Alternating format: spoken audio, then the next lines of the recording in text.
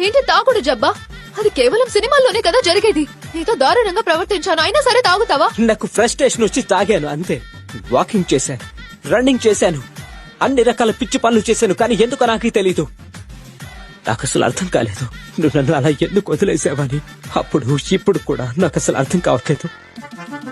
Once upon time లో Vizag beach రోడ్డులో ఏవండోయ్ master అంటూ విష్ చేసింది నన్ను. అల్లి బిల్లి నడుముని తిప్పి ఐ లవ్ యూ చెవిలోన చెప్పి తప్పుకుంది కళ్ళు రెండు కప్పి.